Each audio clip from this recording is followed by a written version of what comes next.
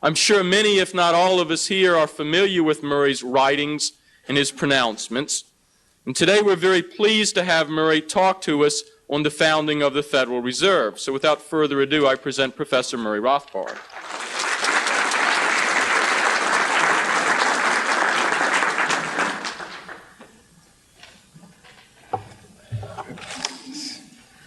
Thank you very much, Steve. There was a statement.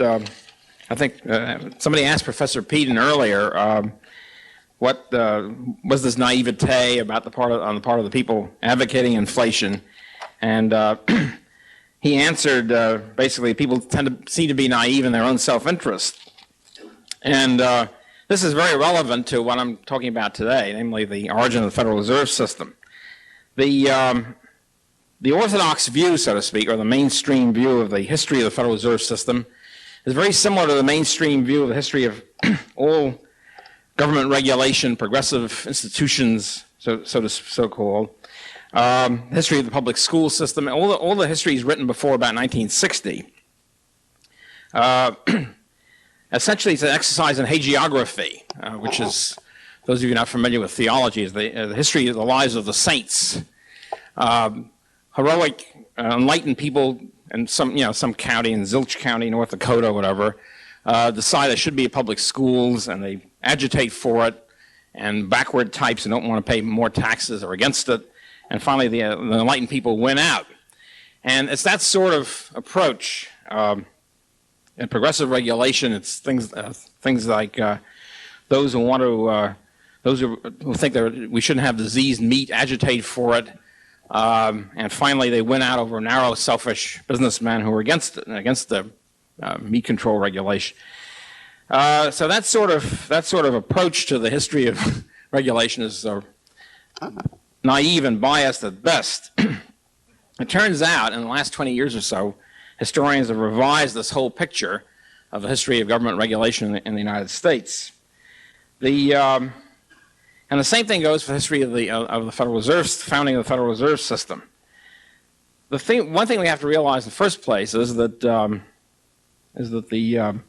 Federal Reserve Act was a part of the progressive era, part of the progressive package of so-called progressive legislation, which started around 1900 and continued on until through World War I. And and if we realize that the nature of the progressive movement and progressivism was not simply we discover enlightenment, we realize the public good requires that untrammeled businessmen be regulated made to serve the public interest and that sort of stuff. If we realize that the whole history is totally different, then we're more apt to have a better picture of the founding of the Federal Reserve System. Basically, the insight into the history of the progressive era can be related to something like this. For example, when tariffs go up, when the steel industry, well, let's put it this way, say the government institutes a higher tariff on steel, which it's doing most of the time anyway, since about 1820. When the government institutes a higher tariff on steel or import quotas on steel, nobody really thinks that this is done because of far-sighted, enlightened people think we really need it, and therefore we come in and they persuade businessmen to go along with it and persuade the government to go along with it. Nobody really believes that. Everybody realizes that if the steel tariff goes up, it's probably because the steel industry is agitated for it. Okay? And then if you check on this hypothesis, you'll find, of course, that's exactly what happened. Not every person in the steel industry, but basically the steel industrialists, realizing that they're inefficient, being outcompeted by foreign steel, decide to agitate for a higher tariff. So in things like tariffs, this is common practice. You're not called an economic determinist or a Marxist if you make the statement that tariff went up because industrialists in that particular industry agitated for it. And yet for anything else, this somehow becomes a no-no or verboten kind of proposition to entertain. For any other kind of regulation, banking regulation or whatever, down to things like foreign aid and war, to make the similar statement, in other words, to go a little bit deeper into just tariffs, where the thing is obvious, the tariffs are agitated for by the particular industry, to expand the analysis a little bit, becomes unrespectable, to say the least, and both among historians and among everybody else. So people engaging in this sort of analysis, or power elite analysis, if you want to call it that, it's not very common either in historical profession or in the rest of scholarship or in the public. And but in the last 20 years or so, there has been quite a bit of it, and it's revised. It's helped to revise our whole viewpoint of what happened in government regulation in general and the progressive period in particular. Basically what happened was, in the progressive period, by the end of the 19th century, business, first of all, was extremely competitive, all during the late 19th century. This is as a broad generalization. And prices were falling throughout. In other words, from the Civil War down to about 1900, late 1890s, prices were generally falling. And they were falling for good reason, namely that business was so competitive and the economy was so productive that the supply of goods and services was increasing at a rapid rate. In other words, that's when America industrialized. It was the biggest period of economic growth in the history of the world. And standard of living went up, and productivity went up, and prices fell. This did not mean that businesses were suffering, because costs were also falling as the productivity increased and mass production increased. So in this situation, the many business groups who tended to be inefficient try to correct this price falling situation by organizing cartels. In other words, by organizing a cartel of each industry so that they could cut production and raise prices. And this was tried in industry after industry, starting with the railroads, which were the first big business in the United States, first large-scale business, and continuing on through manufacturing by the late 1890s. Either trying through cartels, formal cartels, or through mergers. And in the late 1890s, the theory was, we'll just merge into we'll have one big firm for the entire steel industry, the oil industry, etc., and then we'll be able to cut production and raise prices and raise profits at the same time. So they tried this systematically. This was the ideology, so to speak, among businessmen, that the way to benefit for all of us is to have quotas, either formal quotas as in cartels or in mergers where you just agree that you will have certain shares of this corporation, and then we'll cut production and raise prices. That was the great goal. All of this was a total flopperoo, and case after case, literally hundreds of cases of this kind of merger or cartel, they all flopped. And they flopped for two basic reasons. One is that an economic theory can predict this, and this is confirmed time and time again. Two basic reasons. One is, the basic reason is that the industry is free. Government did not step in and force people to accept the cartel or accept the merger. So what happens is that as soon as the cartel is formed or the merger is completed, and then they cut production and raise prices and profits go up, other businessmen come in and say, hey, this looks like a great industry here, the zinc industry or the oil industry or whatever, railroads. They're making a lot of profits. Let's nip in there and outcompete them because they're raising prices. And we're going to now come in with a new firm, a new factory, a new railroad, and we'll bust them. And that's exactly what happened. So you had new competition always coming in and outcompeting the older firms, and then the older firms are stuck with a new firm. Then you have a permanent competitor, which is a big pain in the neck because they come in with later equipment, with new factories and new equipment, the latest technology, etc. And now they have a permanent new competitor on their hands. So the whole thing became a big pain in the neck for them. And that's one reason. And then internally, what happened was that individual firms would start breaking the cartel and say, look, we've raised, in other words, the cartel restricts production, raises prices are very high, and then the individual firm says, look, I'm not supposed to do this because I have a cartel agreement with the rest of my buddies in the industry, but here's what we're going to do. For you, my old pal and drinking buddy or whatever, my buyer, I will sell you the steel or the whatever, titanium, etc., for 20% off list, provided you don't tell anybody about it. Okay, so what you have is a secret price cutting, and then this firm gains profits, gains sales, and of course the secret leaks out pretty quickly after about 6 months or a year, and then the other firms get very mad about this, and they call it your rate buster, which is in business terms is equivalent to scab in union terms. And the whole cartel falls apart with mutual recrimination and hatred, and they're back where they started, except now they've got more hatred than they had before. So in other words, this system didn't work. The cartel policy, the merger policy flopped. And at that point, some of the, each step of the way, some of the more far-sighted in the sense of realizing this was a flop among the business groups decided the only way to preserve a cartel or preserve a merger is to have the government enforce it. The turn of the political arm to create the cartel for you. And this was the origin of progressive regulation. The progressive system was not a group of far-sighted, essentially it was not a group of far-sighted intellectuals who sat around and said we have to plan, we have to curb businessmen for the sake of the public interest. It was a group of groups of businessmen saying we have to impose cartels through the government and thereby eliminating our competition, curbing the maverick firm which doesn't want to engage in a cartel, and gaining profits that way. So, for example, in railroad regulation, the first things they did after the business put in the railroad businesses put in the ICC, the Interstate Commerce Commission, the first thing the ICC did was to outlaw secret price cutting. Because secret price cutting is always the great instrument by which an individual firm can bust the cartel. And how you do it? You do it in the name of publicity. Or you say, well, it's a terrible thing to have a secret price cutting. All prices should be, the book should be open.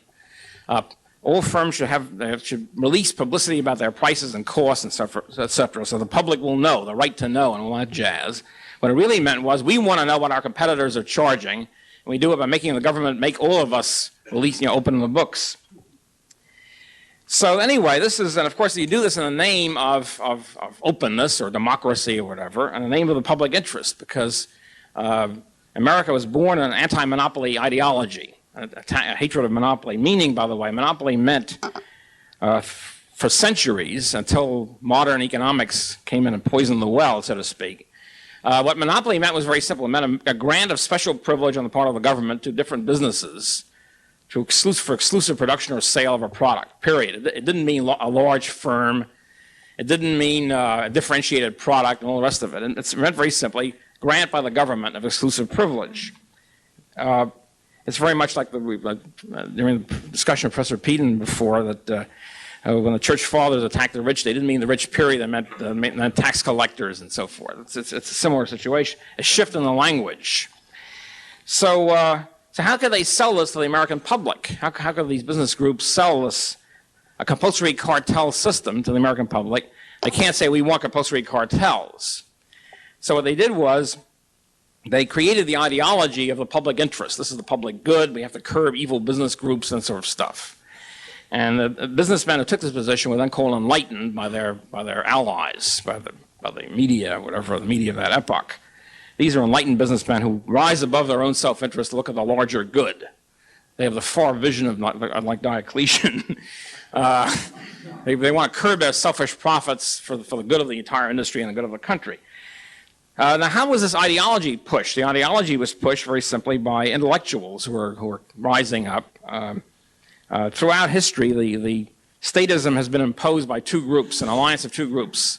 The state itself, the state apparatus, the king, the throne, and the opinion molding groups, the intellectuals, which in most cases in history have been the churches, the state church.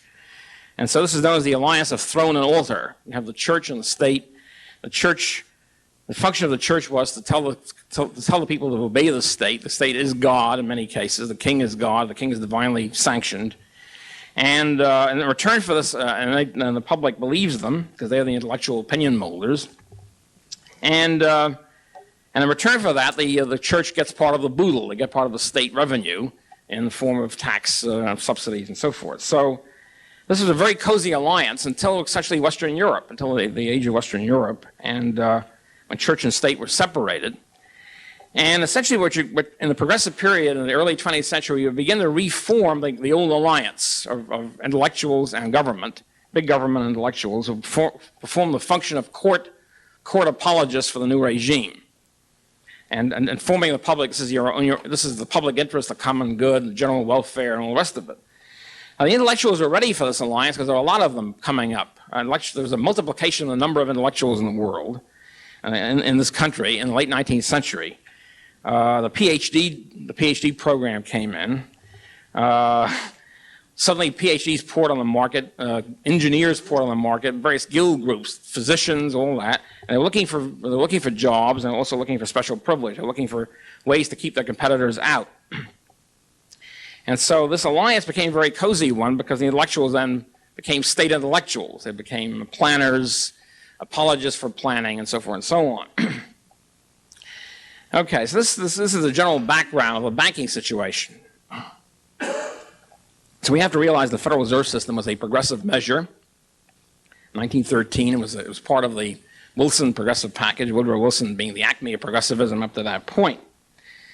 And once again, we have a similar situation. Before the Federal Reserve System, there was no free banking. There was a quasi-centralized system.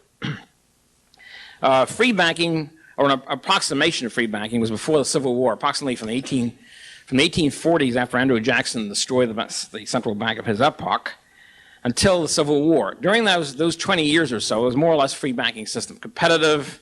There was no centralized system, and it worked pretty well. And to the extent it didn't work is because there was still government interference. But basically a free system. During the Civil War, the Republican Party took the opportunity of a one-party Congress, since the South had seceded, to enact their beloved economic legislation, one of which was high tariffs, another of which was the greenbacks, and it was eliminating the gold standard for many years. And a third was to eliminate the free banking system. The way they did it was by imposing a very prohibitive tax on state banknotes, in other words, private banks, and centralizing them, monopolizing the issue of banknotes or paper money in the hands of a few nationally chartered banks. There were no nationally chartered banks before that. Very few large Wall Street banks. And then tying this so any other bank had to, in order to get paper money, had to had to have deposits in the national banks and in order to buy paper money, so to speak, because the individual banks couldn't issue it themselves. And tying that to the public debt. In other words, the national banks could pyramid their credit on top of U.S. government bonds. And this was done in order to sell the government bonds during the war, the Civil War. And specifically, to get even more specific than that, Jay Cooke was the main instigator of this. Jay Cooke was, being a friend of Secretary of Treasury Chase and a political ally, managed to get the monopoly of all government bond underwriting during the Civil War. Remember, there was hardly any underwriting at all before that. And so this is a tremendous bonanza to Cooke. And he gets the monopoly of all government bond issue. He was the first one to engage in modern propaganda efforts. He hired pamphleteers to talk about the glories of government bonds and all the rest of it. And in addition to that, he essentially pushed through the national banking system, the system I've been talking about, founding so every national bank has to pyramid credit on top of government bonds which they own, thereby forcing the banks to buy government bonds from him, Jay Cooke, since he had the control of all government bonds. And then he himself set up several of these national banks himself as part of this system. So at any rate, after that, this system continues after the Civil War. And the hard money people had to spend at least 15 years trying to get back to gold, period. They couldn't worry about the banking system. And so their energies were restricted or confined to eliminating greenbacks or getting back to gold. So that this system then continues on. We then have a quasi-centralized system based on Wall Street a few Wall Street national banks. But it still was not central. It was a halfway house to the Federal Reserve System. Okay, in this situation, the banks become unhappy, especially the large Wall Street banks become unhappy because they're beginning to be outcompeted by other regional banking structures. Chicago becomes a central reserve city. Kansas City banks become important, and the whole the banking credit system becomes more and more decentralized as the economy grows, and the Wall Street banks become more and more unhappy about the situation. The control is slipping away from them gradually, but very rapidly. And another problem was, and this is a problem inherent in all fractional reserve banking. Fractional reserve banking, in my view, is inherently bankrupt. I mean, it's always ready to go bust. The reason is fairly simple. Most businesses, or all businesses, as far as I know, try to adjust the time structure of their assets to flow with the time structure of their liabilities. In other words, if you have a $1 million debt coming up next July 1st, you make sure that the $1 million you have coming in, owed to you, will come in before July 1st, not after. So you'll have the $1 million to pay your own creditor. So most businesses try to have the time structure of their assets shorter than the time structure of their liabilities. Certainly not longer. To have the money flowing in before they have to pay the money out. With banks, however, just the opposite. Banks' liabilities are zero time structure. In other words, you have to pay immediately. I'm not talking about certificates of deposit or time deposit. I'm talking about demand deposits and banknotes. These have to be paid on demand immediately. It's a zero time structure. Whereas their assets, of course, are flow into the future. So all banks are inherently bankrupt. All of these for the public to find out about it. Essentially, it's a structure based on mythology more than anything else. So all banks are subject to bank runs. And historically, when confidence is lost, I don't know if you've seen these old movies on television made in the 30s. There were a lot of movies in that period where there's a small town and there's a big lineup from 5 in the morning and lining up at the bank because the public had heard a rumor the bank didn't have the money they thought they'd have. And they want to get their money out fast before the other guy can get the money out. So there's a long line of the banker was, of course, very respectable looking, usually fat. In those days, fatness meant respectability. And the banker assured them, no, it's a pack of lies, and I assure you, madam and mister, that the money is there, don't worry about it, so you don't have to take it out. And if the people are astute enough or scared enough, they'll say, no, we want our money out. We don't listen to this stuff. Of course, the banker was a big liar, says he didn't have the money. And by 8 o'clock or 9 o'clock, the bank is bust. So the banks understand the situation, that they're inherently in a state of in bad shape. Plus the fact that if any banks expand their credit, banks that don't expand will have liabilities upon them and will try to cash them in, not because they have no confidence, it's simply in the daily matter of business, and they might go bust for that reason. Any bank that expands beyond what his fellow bankers are expanding will quickly go under. So for those reasons, it became evident to the banking community that in order for these fractional reserve banks to survive, you have to have a central bank, a lender of last resort, as it's called, which will have the resources to bail them out in the case of trouble, and also will be able to centralize reserves so that all banks will more or less expand reserves together. So you don't have a problem with one bank expanding and suddenly being caught up short by the sounder and more conservative banks. All banks will expand through a central banking system. Central bank buying assets and the reserves flooding into the system and the credits, everything ballooning and wafting upward nicely and harmoniously and uniformly. In other words, the banks realize in order to preserve their soundness and structure, they have to have a compulsory cartelized system, because voluntary cartels don't work in banking much very well either. So in other words, the turn toward compulsory cartels in banking was very similar, of a piece with the turn toward compulsory cartels in the rest of business, industry, railroads, manufacturing, meat packing, insurance, and everything else.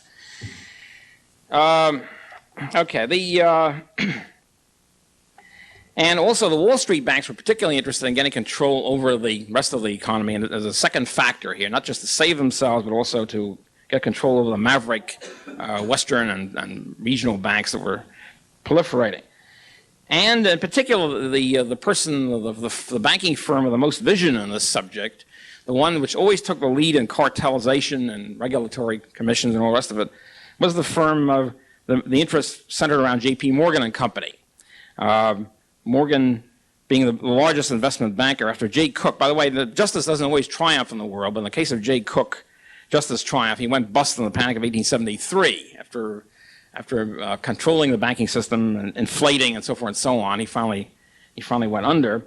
After that, J.P. Morgan becomes the preeminent investment banker. And first in the railroads and then in manufacturing, Morgan takes the lead in this vision of a new cartelized system, including a new cartelized banking system. Okay, just to give you an idea, here's a quote here on the role of the Fed and what the people at the time thought the role of the Fed was going to be.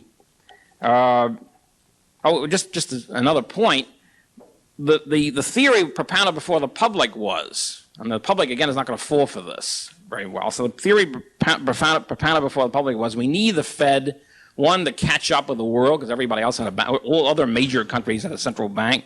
Therefore, we should have it. Secondly, in order to stop wildcat banks from inflating too much, we need a central bank in order to impose stability and make sure there's not to limit any inflationary potential of the private banks. It's very similar to the saying the IC. We need an interstate commerce commission to control the railroads. They won't milk the public by higher freight rates. Actually, the real reason was they wanted to raise private freight rates, railroad freight rates, through the ICC and not to lower them. Similarly here, the propaganda is that we need the Fed in order to control the individual private banks and make sure that they don't expand credit too much. The real reason was they want to expand. They need the Fed to expand credit and maintain the expanded credit so the banks wouldn't go under. We need a lender of last resort. Or to use the phrase very common in that period, the money supply needs to be more elastic. That was the big phrase. We need a Fed because we need the money supply to be more elastic. In other words, the money supply is too rigid. We need to expand it more, especially during recessions and bank panics. We need a Fed to expand money and credit. And so this is what they meant. Elasticity was a sort of euphemism for inflation. At any rate, to quote, which is just one area here to show the criterion of the whole system, Edward N. Hurley, when the Federal Trade Commission was established, about the same time the Federal Reserve was established, the vice chairman, as de facto head of the Federal Trade Commission, was Edward N. Hurley, who was the president of the Illinois Manufacturers Association when he was appointed, and whose actions and appointment was hailed and whose subsequent actions were hailed throughout the business community. He addressed the Association of National Advertisers in December 1915, a couple of years after the Federal Reserve and the Federal Trade Commission were put through about the same time. He exulted, quote, that through a period of years the government has been gradually extending its machinery of helpfulness to different classes and groups upon whose prosperity depends in a large degree the prosperity of a country. And then he says, the railroads and the shippers had the ICC, they had their ICC, Interstate Commerce Commission. The farmers had the Agriculture Department, and the bankers now have the Federal Reserve Board. He concluded, quote, that to do for general business that which these other agencies do for the groups to which I have referred was the thought behind the creation of the Federal Trade Commission. Okay, what did the Federal Reserve do for the nation's bankers? That then becomes the question. Okay,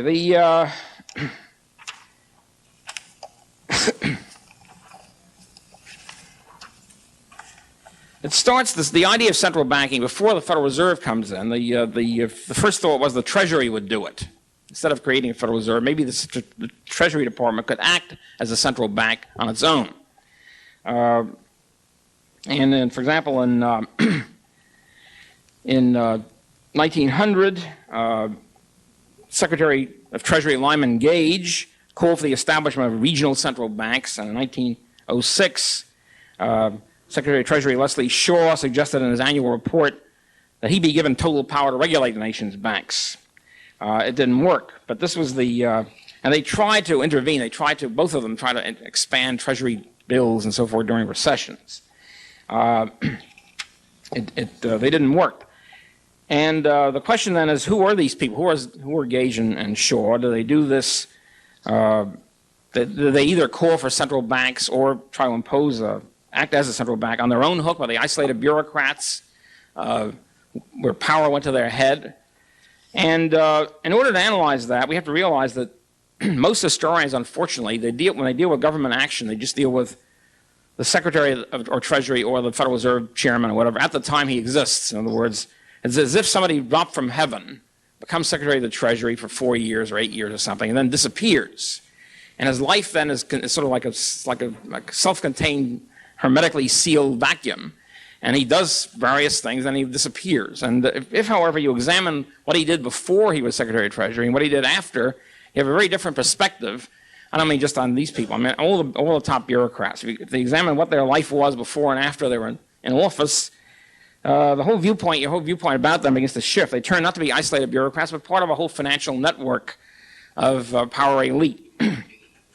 For example, Gage, first Secretary of Treasury under McKinley, who tried to do this, before he was appointed Secretary of Treasury, he was the head of the powerful First National Bank of Chicago, one of the major banks in those days in the Rockefeller orbit. And now we have to say that there were two big financial orbits at this point, the Morgans and the Rockefellers, both of whom were in favor of central banking by this point. Okay. He was also president of the American Bankers Association, Gage. After he left the Treasury Department, after a couple of years, he becomes president of the U.S. Trust Company, which was Rockefeller-controlled, and his handpicked assistant of the Treasury, Frank Vanderlip, who one of the major figures in creating the Federal Reserve System, goes on to become a top executive of the Rockefeller flagship bank of that period, the National City Bank of New York. He was appointed at the Treasury not because his name was plucked out of a hat, but because Mark Hanna, his close friend and political mastermind and financial backer of President McKinley, chairman of the Ohio Republican Party and then the National Republican Party, coal magnate and iron manufacturer, Hanna, was also a close business associate of and an old friend and high school classmate of John D. Rockefeller Sr. So when you begin to realize that, you begin to realize it's not an accident. These things are not, it's not that Hanna somehow has a theory and, or, you know, the thing just, it works somehow by a random selection of people. Okay, Leslie Shaw, who was the next Secretary of Treasury I mentioned, who was under Theodore Roosevelt, was a small-town Iowa banker who became governor of his state. He continued as president of a bank while he was governor. In those days, there was none of this nonsense about blind trust or worry about conflict of interest. And he was a friend and ally of the so-called Des Moines Regency, which was running the Iowa Republican Party for many years. And the head of the Iowa Regency, Senator Allison, was in turn tied closely to Charles Perkins, who was a close Morgan ally and president of the Morgan-controlled Chicago, Burlington, and Quincy Railroad. Okay, after the failure of these two attempts by Gage and Shaw to use the Treasury as a fulcrum of a central bank, comes the Panic of 1907. It was at that point when the large bankers decided no more fooling around, fellas, we need a central bank. But even before the Panic of 1907, the drive for a central bank was launched officially by Jacob Schiff, who was head of the powerful investment banking firm of Kuhn Loeb and Company, who urged the New York Chamber of Commerce to advocate fundamental banking reforms. This is January 1906. Okay, and the New York Commerce immediately established a special committee to investigate the problem, comprised of leaders from commercial investment banking, including Isidore Straus of R.H. Macy's, who was a close friend of Schiff, and Frank Vanderlip, I've already mentioned, whose name pops up constantly, of the National City Bank. In March, the special committee, unsurprisingly, by the way, all of you who know about committees in general know that the committees decide nothing. It's all decided ahead of time. The committee ratifies it. The special committee reports, yes, we need a central bank, and as they put it, we need a strong central bank, quote, similar to the Bank of Germany, unquote, which was the role model for them. Well, the New York Chamber was kind of reluctant. This is kind of radical for them. They didn't endorse it. But the big bankers took up the cry, and in mid-1906, the American Bankers Association named a commission of inquiry of leading bankers to study the question, and the report again calls for radical changes and more or less of a central bank. By that time, after the Panic of 1907, as I say, then they realized, boy, we really need a central bank. We have to get going on this. And one of the things that were passed during the Panic of 1907 was the Aldrich-Vreeland Act, which provided for the issuance of so-called emergency currency by groups of bankers clustered in national currency associations. It was a regional cartel scheme for each region, but it was supposed to be a stopgap for the emergency, but the emergency was 7 years, which is a hell of a long emergency period, during which they could issue these notes. However, Aldrich-Vreeland really wasn't used. It was only used once. The main thing that came out of the Aldrich-Vreeland Act of 1908 was the setting up of a National Monetary Commission by the Aldrich-Vreeland Act to study the American and foreign banking systems and emerge with a plan for reform. The commission consisted of 9 senators and 9 representatives, as the usual kind of government commission. And standard bureaucratic procedure, the chairman was Senator Aldrich, who who passed the act, and the vice chairman was Representative Vreeland, who's the other co-sponsor. Well, Vreeland is unimportant. He was a Buffalo banker, and we need say no more about him. Aldrich is a person of a different stamp. Extremely powerful senator from Rhode Island, Republican senator, who made millions during his long service in the U.S. Senate. It's not quite known exactly how he did it. He started off as a fairly humble grocer, and he winds up after 30 years in the Senate as a multimillionaire, which those days meant multi-million. I mean, million meant a lot then. Aldrich, again, it's not an accident. He was one of the prime movers in the creation of the Federal Reserve System. He was also the father-in-law of John D. Rockefeller Jr., and may be fairly said, I think, to be Rockefeller's person, his man in the U.S. Senate. It was from Nelson Aldrich, our beloved governor of New York. I come from New York. Nelson Aldrich Rockefeller took his first two names.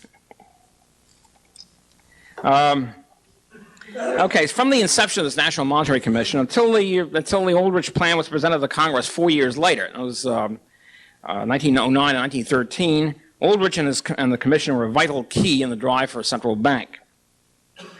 Particularly influential in the deliberations of the commission were two men who were not official members. This often happens, of course. Most of the senators and congressmen rarely showed up at the sessions. Aldrich asked J.P. Morgan to recommend a banking expert. Who else? Who better than Morgan to recommend an expert? And he recommended very happily responded with Henry P. Davison, a Morgan partner, and George Reynolds, who was president of the American Bankers Association. You have to realize the way the Morgans worked in that period. Investment banks are partnerships and not corporations. I think it's still true. And the Morgan firm assigned several partners to be their political arms, so to speak. They're people in politics. And Henry Davison was one of them. Another was George W. Perkins, who winds up as head of the Progressive Party of America, and a bunch of others, Thomas W. Lamont, et cetera, et cetera. So that was one big focus, the Aldrich-Rockefeller connection, and now Morgan coming in with a Morgan partner as a key person here. Another prime foco for the drive for central bank was Paul Moritz Warburg, who was the scion of the great international banking family, a German banking firm of M.M. Warburg and Company of Hamburg, who emigrates to the United States in 1902 to become a partner in the influential banking house of Kuhn-Loeb and Company. What you have to realize about Warburg is he spent all of his time, apparently his full time, not in investment banking, but in pushing the idea of a central bank, in print and in lectures and all that sort of stuff. He was being paid, I think, about $600,000 a year, which meant about, I don't know what it is now, $6 million or something like that, more than that, just for the purpose of propagandizing for a central bank. Okay.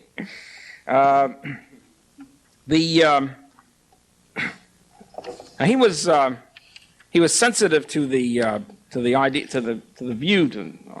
that the public didn't like central banks, didn't like central control, was suspicious of Wall Street, and so forth. And you then had a certain amount of jockeying for power and influence on the part of, or specifics on the part of the various pro-central bankers. They had to work out a whole bunch of things here. And they had to work out the provisions, they had to work out the general situation. Interestingly enough, Aldrich, the politician, wanted a straight central bank. That's it, the Bank of the United States or whatever, and period. And Warburg, the banker, said, no, the American public won't accept this. We needed phony decentralization. We needed the idea of regional banks with the Federal Reserve Board, which would be only supervise it, because the public won't accept a straight, outright centralization. We need the content of centralization with a form of decentralization. So, which of course, is the thing that eventually happens. In order to finally iron out their differences in November, I think 1910, I think it was, the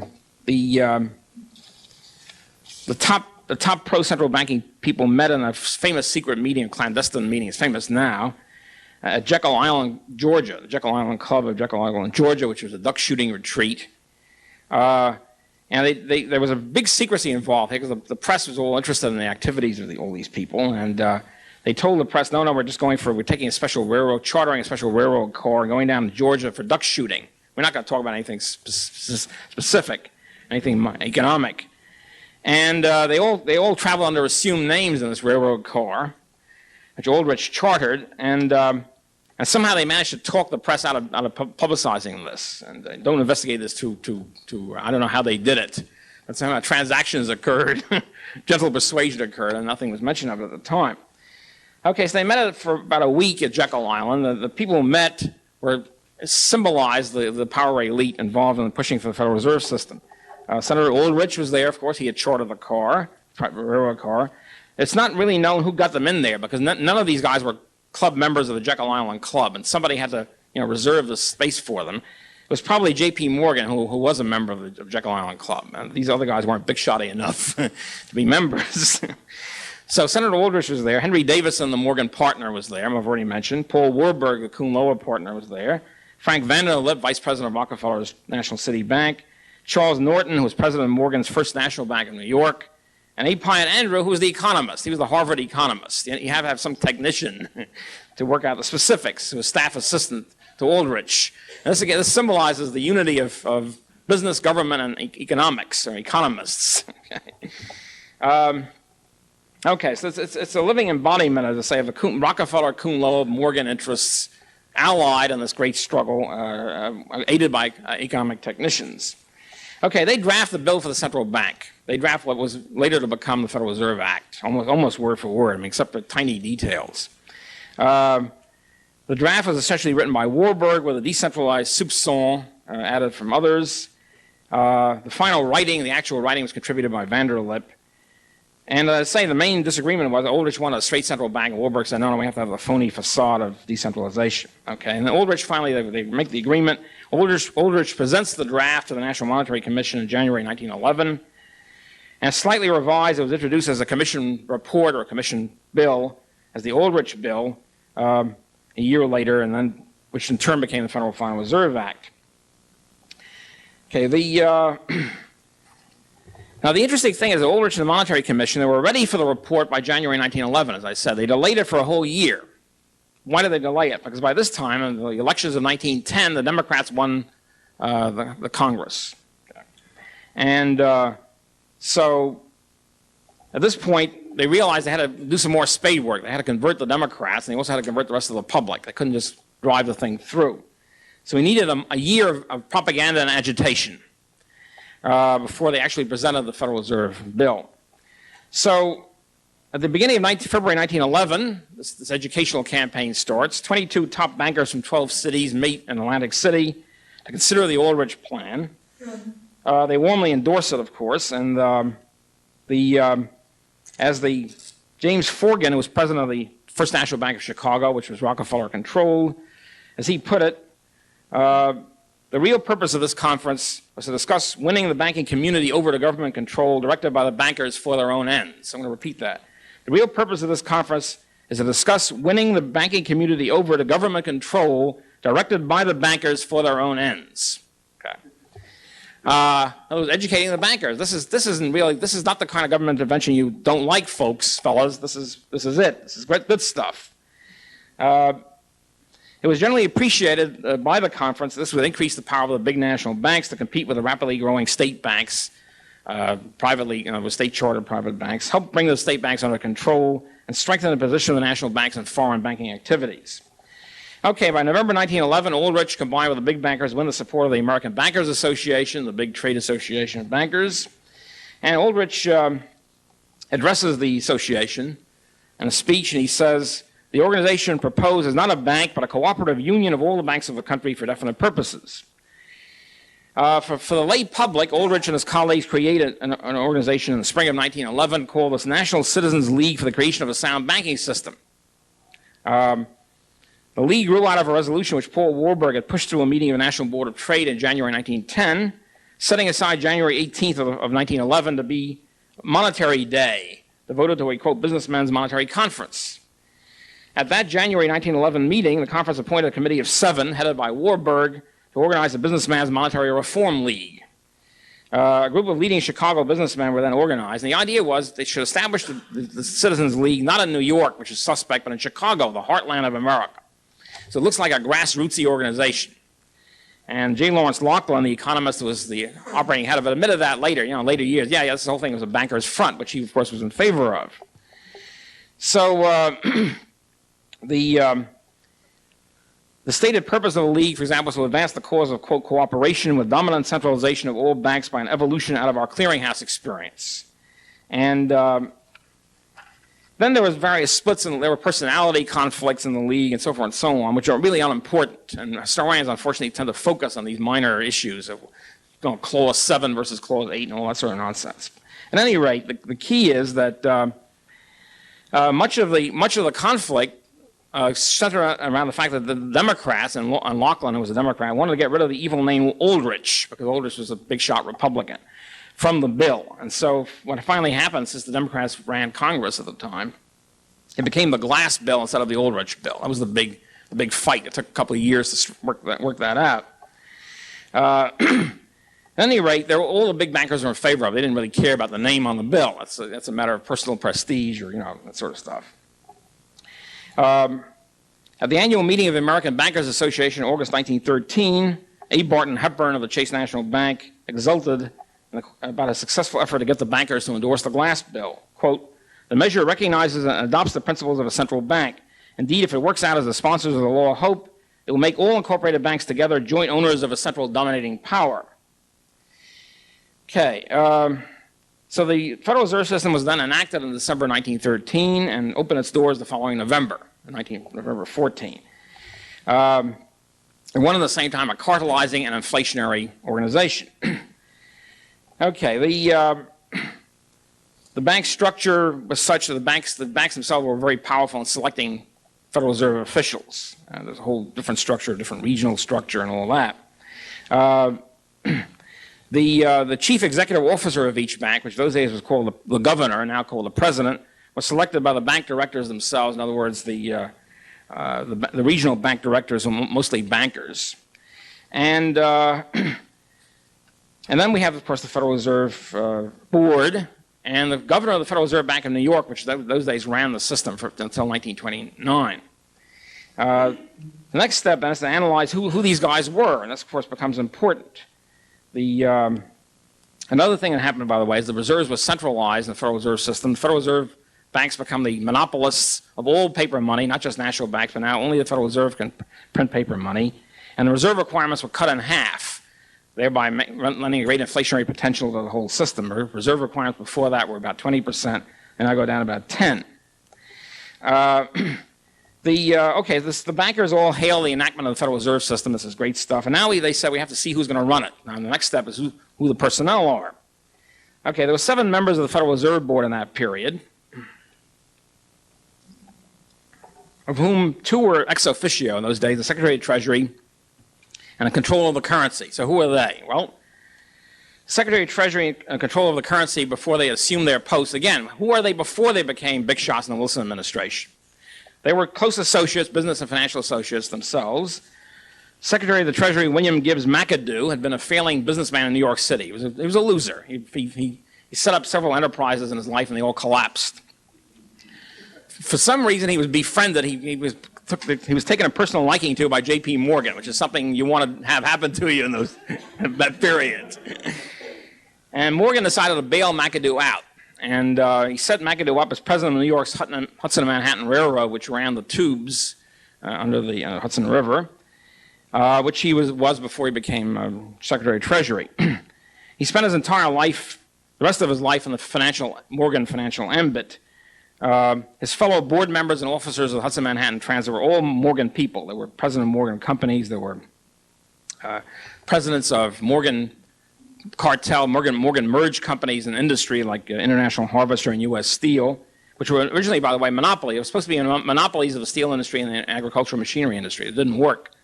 The whole thing was a flop-a-roo from that perspective.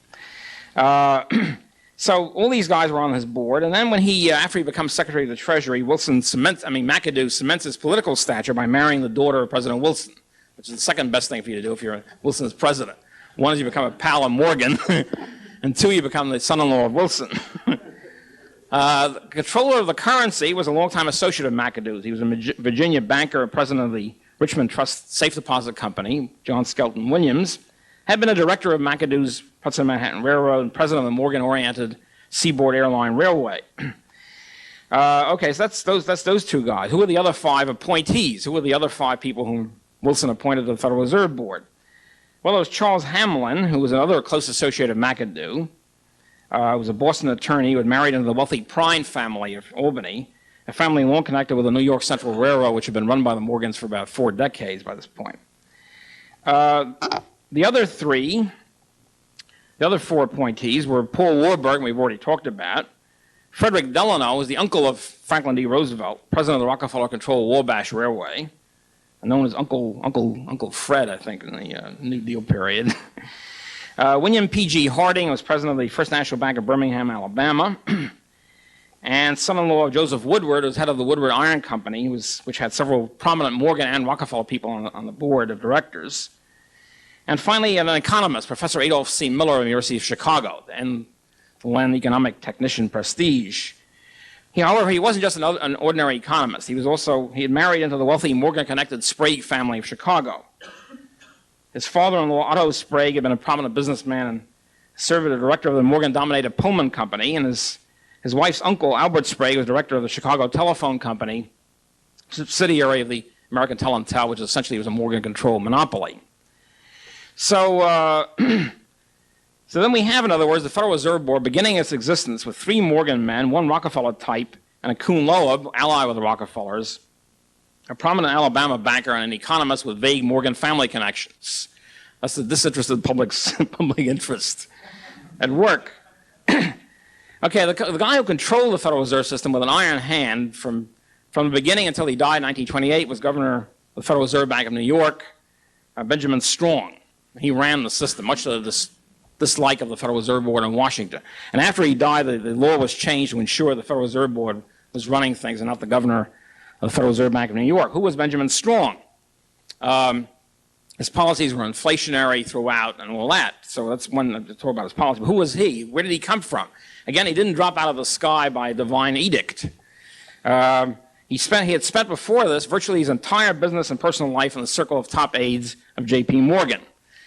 He was secretary of several trust companies in New York City, and he lived in the suburb of New York, Englewood, New Jersey, which in those days was a very wealthy suburb. It's come down a bit since then. And Englewood, he became close friends with 3 top Morgan partners, which is the next best thing. If you're not a friend of Morgan, you'd be a friend of 3 top Morgan partners. Henry P. Davison, we mentioned already, Thomas W. Lamont, and Dwight Morrow. Davison became Strong's mentor and offered him the post of secretary of the new Morgan-created Bankers Trust Company. What was happening was the trust companies were popping up in that period. The banks wanted to get a piece of the action, and so Morgan created Bankers Trust for that purpose. Soon after that, Strong again cemented his alliances by marrying the daughter of the wealthy Edmund Converse, president of Bankers Trust, and he soon succeeded Thomas Lamont as vice president. So you marry the daughter of the president, you're a pal of 3 Morgan partners. Okay. And not long afterward, Converse was getting old, and he becomes the virtual president, vice president, virtual president. Okay, Strong had favored central banking until at least since 1907, and in August 1911, he participated with Nelson Aldrich in a lengthy meeting on the Aldrich Plan with Davison, Vanderlip, and a few other big shots on Aldrich's yacht. Okay.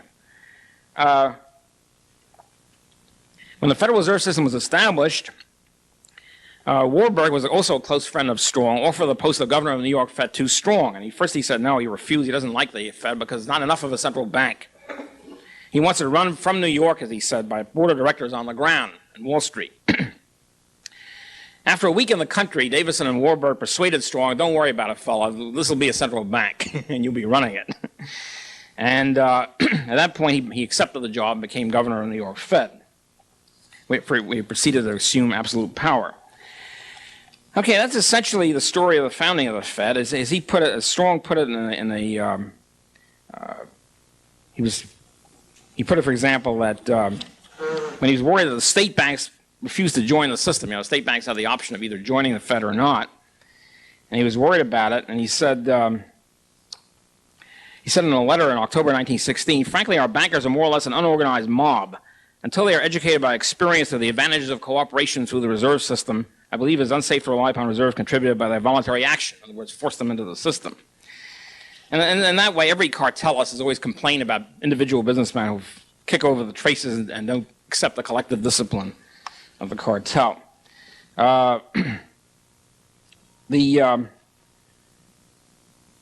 Okay, Senator Carter Glass said when he drew up the Glass bill, final Federal Reserve bill, and he said afterward, he looked back on his handiwork and he said that he thought it was great stuff about 2 years later. And he said, the proponents of the Federal Reserve Act had no idea of impairing the rightful prestige of New York as the financial metropolis of this hemisphere. They rather expected to confirm its distinction and even hoped to assist powerfully in wresting this scepter from London and eventually making New York the financial center of the world. Indeed, momentarily this has come to pass. And we may point out, Carter Glass goes on, to the amazing contrast between New York under the old system in 1907, shaken to its very foundations because of 2 bank failures, and New York at the present time under the new system, serenely secure in its domestic banking operations and confidently financing the great enterprises of European nations at war. Okay, concludes my talk. Thank you.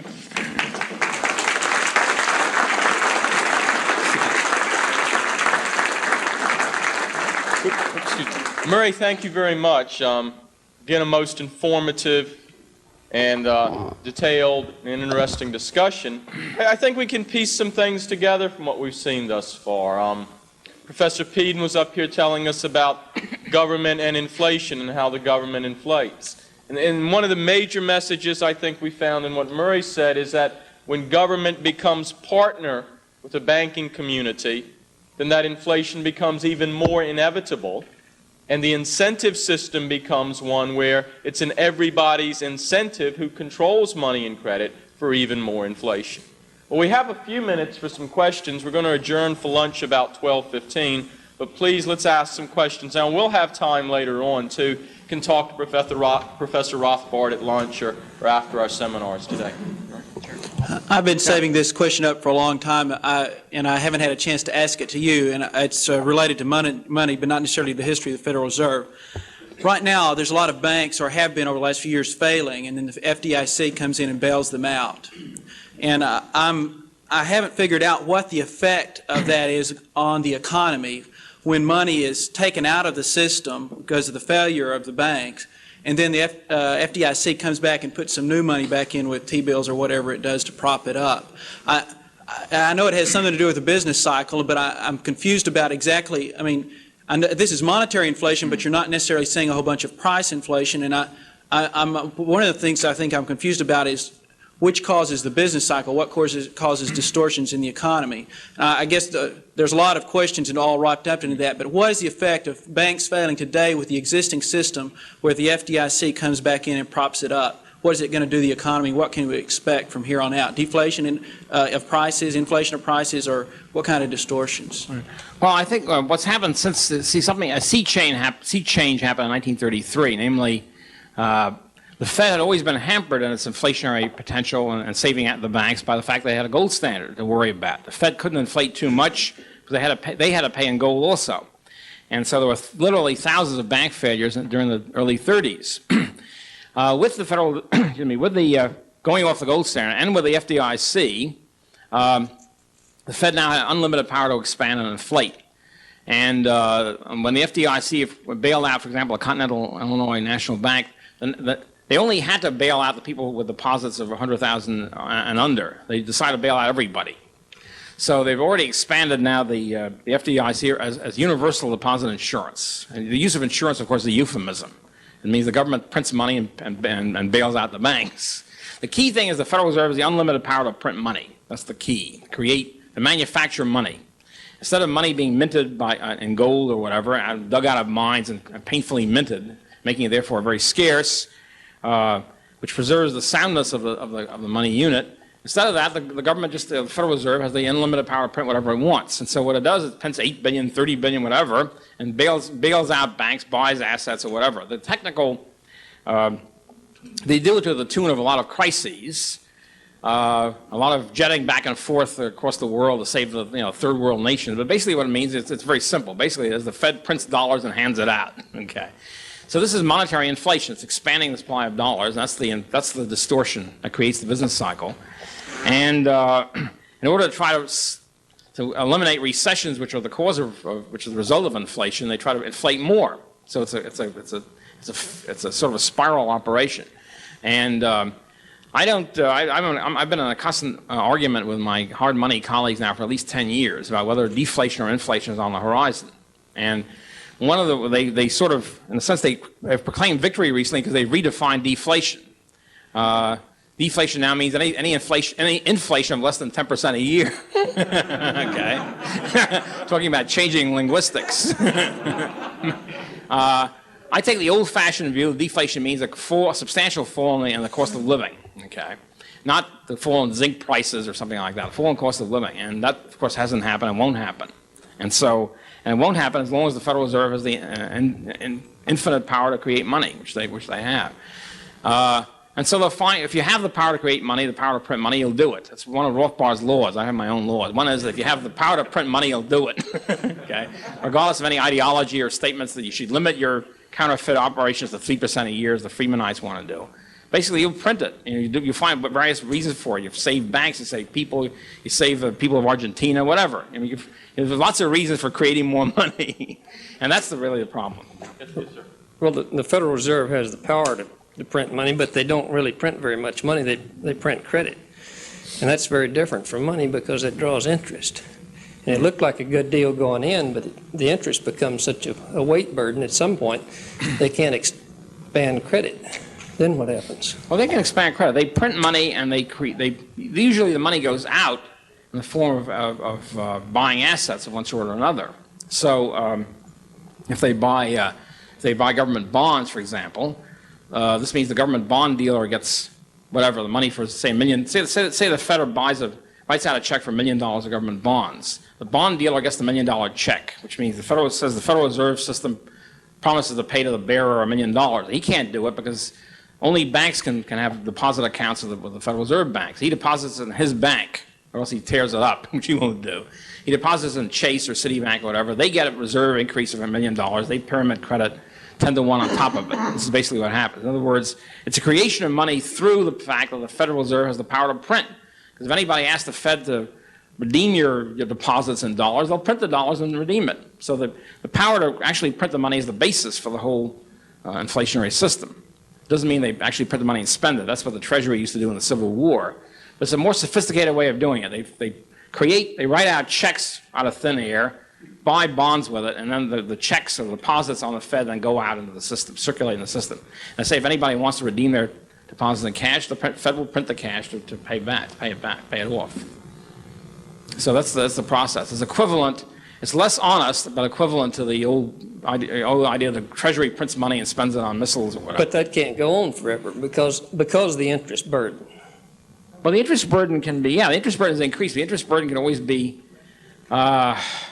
alleviated, so to speak, by inflation. In other words, the more you inflate, the lower the interest burden becomes. Not if you inflate with credit. They're inflating with credit. Right. They're not inflating with money. It's printing of money. It's the result of credit is money, dollars. Okay, I call money dollars, and dollars is what pays for goods and services. Well, the amount of dollars in circulation are very small compared to the amount of credit. Well, I mean, I don't know how you pay for stuff. I pay for stuff by writing out a check, and that's dollars. And this check is accepted by my people I spend money on. That's I call that money. Most people call it money. Murray's point is that this credit can easily be converted Yeah. into money. That's the whole idea behind the Federal Reserve System. Well, I used to scold bankers for being part of this inflation problem. I argued that when they made these loans they fabricated them on the books that contributed to inflation because it expanded the money supply. Mm-hmm. Their argument was, no, that doesn't expand the money supply because the loans will be paid off. I argued back, no, they don't ever pay them off. They just substitute collateral and borrow more money, which is what we've done up to a point. But there comes a point where people can't service the debt any longer. And then the banks, they would like to get some of that money back that they loaned out. And it looks like there's a limitation on how much credit you can extend in the system. And we're somewhere near that. The credit can continue to expand somewhat. But under the present system, we don't have the capacity to inflate substantially, not like we've done in the past. I mean, we're somewhere near the limit. I just don't understand your statement. Israel now has a 900% inflation rate per annum. Yeah, okay? but they don't do it with credit. They do it with money. They're printing money. You can have unlimited inflation. They do it with credit. As long as you run currency. I'm sorry. I think it's the Bank of Israel buys government bonds to pay the deficit. You do have problems, and we see some domestic banks experiencing them now, when they've granted large loans or increased their loans outstanding over the years, and the anticipation that inflation will keep rising and make the debtors able to service the loan debt. Then all of a sudden you get a downturn in the economy, and many people can't service their debts. That's what we've seen, for example, with First Chicago, Continental Illinois, and things like that. But Murray's point, of course, is that as long as you don't have that unexpected downturn, banks can keep rolling over their debt as long as the Federal Reserve is providing them the wherewithal to do it. Now, I think we all agree there are some upper limits. For example, we saw this hyperinflation in Germany after World War II, and this is what Murray and Professor Peden were talking about this morning. The inflation so racks the society, and the controls put on, not to get at the root cause of it, but to try and make it the politicians palatable for the citizens to live with, ultimately brings down the society. There's a major factor. And that is kind of the limit I think you're referring to as well. I think we all hope and pray that we don't get to that position in the United States, and with good dialogue like we've had here today and very informative presentations, perhaps we can strengthen the message we need to send so that those events won't occur. Well, I have about 12:15 now, which means we're running a few minutes late, so why don't we adjourn for lunch, and let's assemble back here, about 1:15 this afternoon, or as quickly as we can after 1 o'clock, so we can have our afternoon session. Again, thank you very much.